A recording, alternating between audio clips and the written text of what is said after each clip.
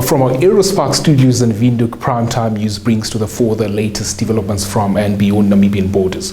And for the next 20-odd minutes, I will be unpacking headline-grabbing events shaping our world. It's a pleasure having you for the Tuesday edition. I'm Michael Madimba. In the lead tonight, Head of State Nangolo Mbumba has conveyed a message of condolences to the people of Iran on the passing of President Ebrahim Raisi on Sunday, following a helicopter crash in northern Iran. From the African continent, Presidents Bola Tinubu of Nigeria, Cyril Ramaphosa from South Africa, Egypt's Abdel Fattah al-Sisi, as well as African Union Commission Chairman Moussa Faki Mahamat were amongst the leaders to convey their condolences. According to state media, the Iranian leader reportedly died in a helicopter crash in the mountains near the Azerbaijan border, along with Foreign Minister Hossein Amir Abdollahian and 6 other passengers. Mbumba, in his message of condolences on Monday, said the people of Iran have lost an outstanding leader who cared immensely about the development and prosperity of Iran. Words rarely suffice in comforting a nation when it has lost a leader, and consolation is a difficult offering to give for the despair that comes with mourning a president. An experience Namibians are painfully familiar with following the passing of President Hage Geingob on 4th February 2024. He said during this difficult hour of mourning, he extends on behalf of the people and the government of the Republic of Namibia their sincere condolences to the government and the people of Iran. Mbumba added that the Iranian people find solace in the memory of President Raisi's leadership and service to the Iranian people. Sheila Perestrello reporting for Primetime News. Switching attention to police and matters. Chief Inspector Katrina Naukushu from the Namibian Police Force has underscored the importance of public safety, stating there is no necessity for individuals to carry weapons since the police force is already equipped. Now, Naukushu made the remarks earlier today while showcasing confiscated weapons and illegal items in Katutura Central by NAMPO this month. We are at Katutura Police Station, whereby we are displaying the illicit stuff and dangerous weapons and lost and found properties, which was confiscated during our operations.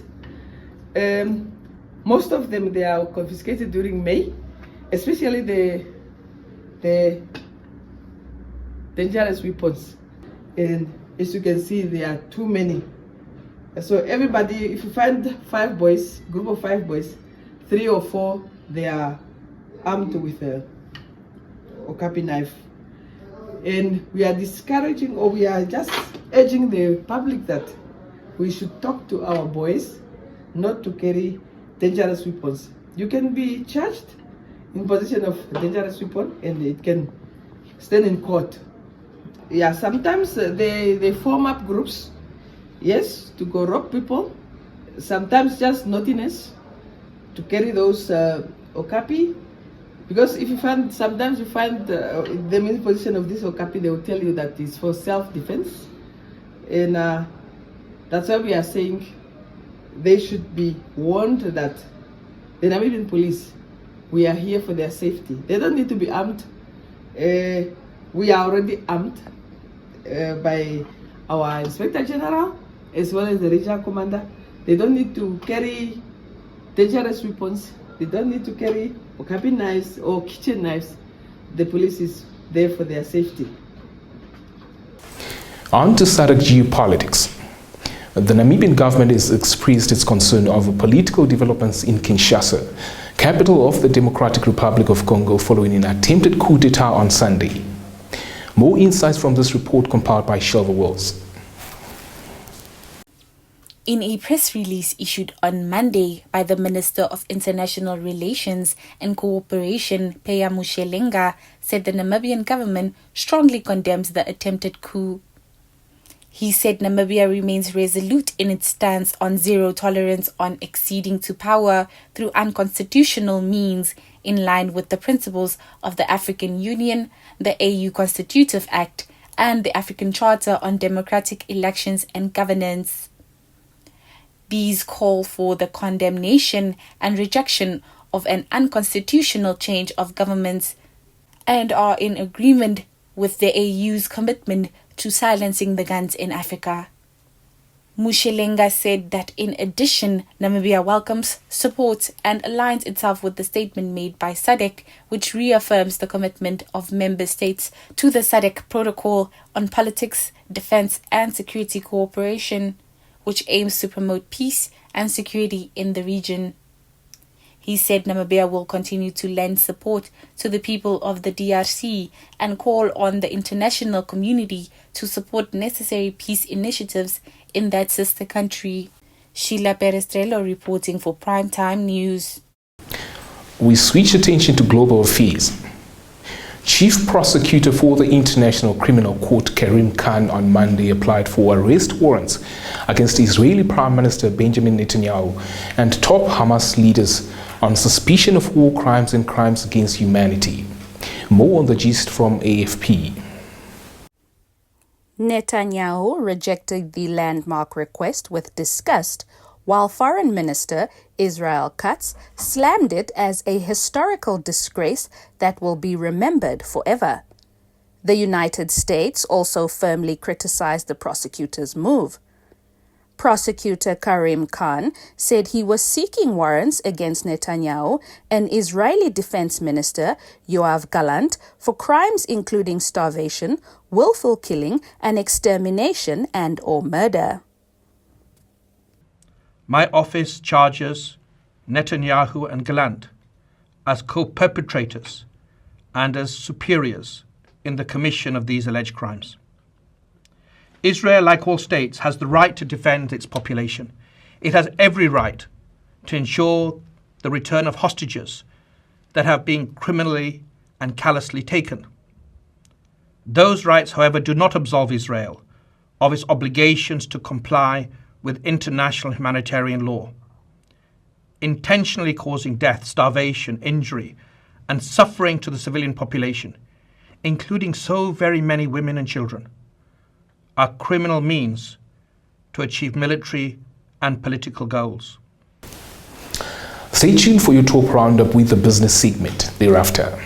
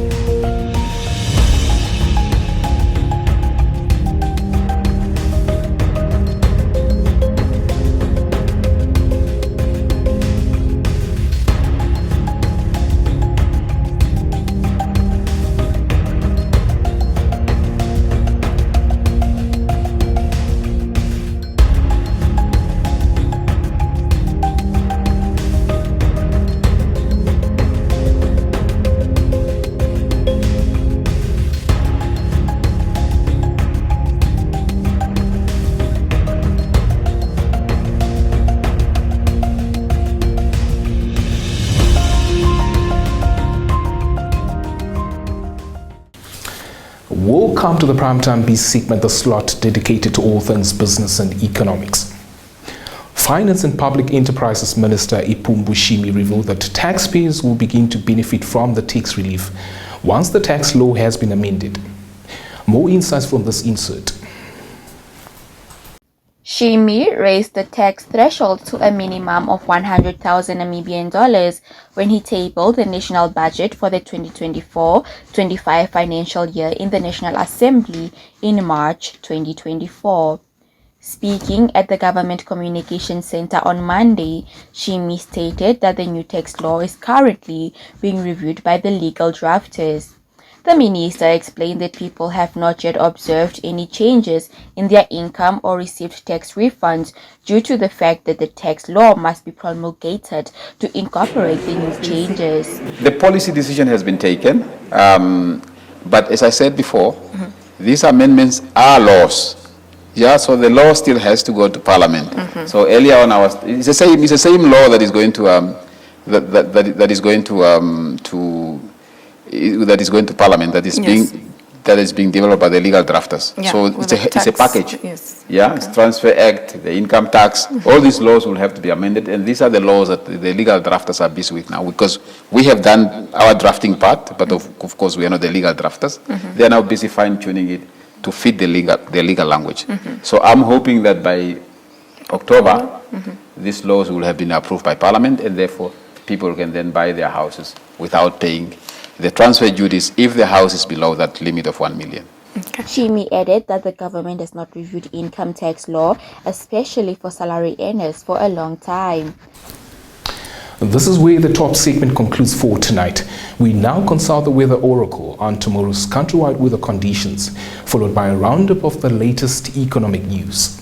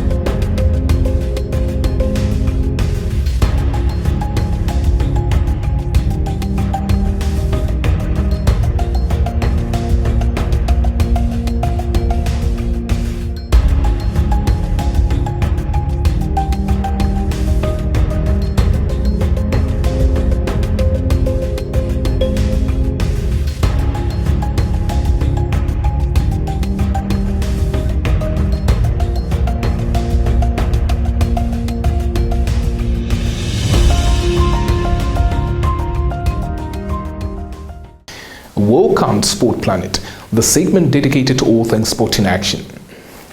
Football dominates tonight's segment. Real Madrid's German international midfielder Toni Kroos announced earlier today he will retire from all football after Euro 2024. Kroos on Instagram said, "My career as an active footballer will end this summer after the Euro Championship."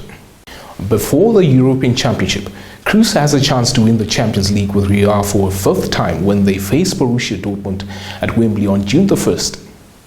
He also won the Champions League with Bayern Munich before joining the Spanish Giants.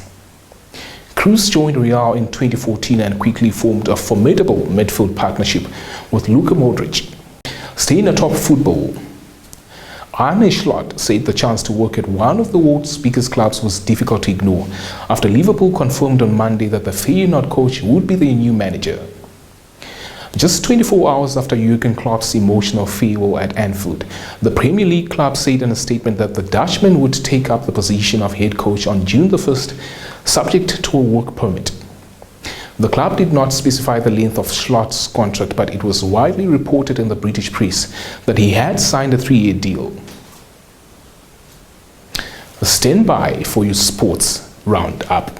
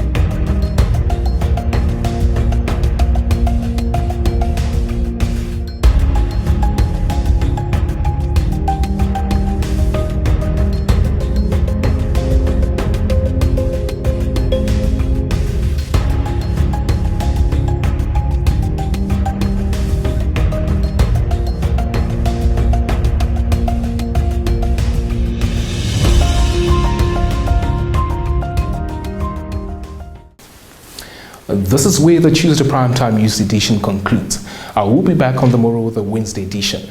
Before I sign out, a reminder to follow the on-screen prompts and subscribe to the Number TV platform so you stay abreast with developments shaping the global village. Otherwise, from myself, Michael Madimba, along my tireless production team, it's good night.